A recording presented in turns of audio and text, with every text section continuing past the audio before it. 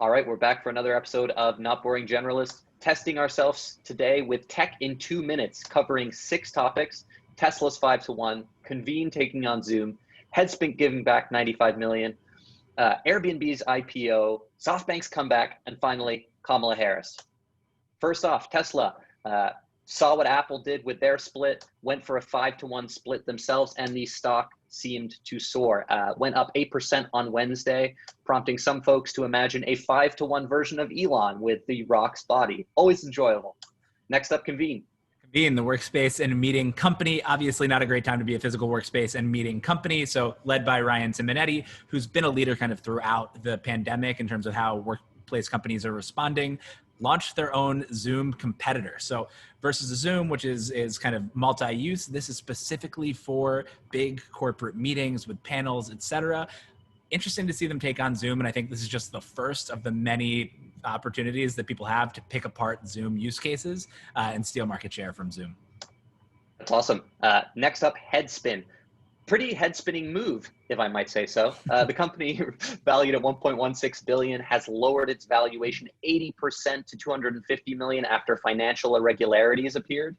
They were supposed to be on a 100 million ARR track this year. They're on track actually to do about 15 million, which has prompted them to give back $95 million in funding to investors. Pretty hairy stuff. Oh, that sounds like a Softbank company, but we'll get to that in a second. Airbnb filed to go public. They filed confidentially, which is something that happens more and more these days. It means that you only have to release your S1 and all your financials 15 days before you actually go public. WeWork filed a confidential IPO back in the day. It would have been better for them had they filed with 0 days before they went public. But Airbnb, we'll see how it goes, has shifted their business from shorter term to longer term, global to local. And then they've done this fun thing recently. They partnered with Blockbuster to turn the last Blockbuster in the world into an Airbnb. It does look incredibly cozy, I have to say. I would like to spend some time in it. Finally, or not quite finally, we are back to Softbank, which is back in the black. The company lost 18 billion last year. They were up 2.8 billion this quarter, in no small part buoyed by their sale of Sprint, as well as Lemonade's positive performance. So not out of the woods yet, but a good quarter for Masa and Co. And part of that story is Cabbage. Cabbage is mooted to have to be on the to be potentially being purchased by Amex for 850 million. SoftBank's put in 250 million, so that could be another part of their comeback. And finally, speaking Kamala. of comebacks, Auntie Kamala is the vice presidential nominee. Joe Biden chose her yesterday.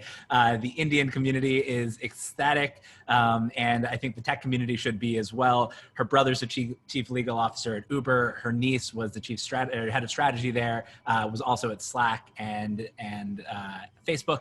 And she's generally been pretty friendly to the tech industry. She was hard on Facebook in hearings, but otherwise pretty much anti-breakup, and is backed by a lot of big tech donors, and obviously from California herself. So good for tech, good for immigration, and the Indian community is pumped. So welcome to the ticket, Kamala. Yeah, I'm pumped too. Linking to Airbnb, Chesky was a donor for her AG run. Certainly going to be friendlier than Elizabeth Warren.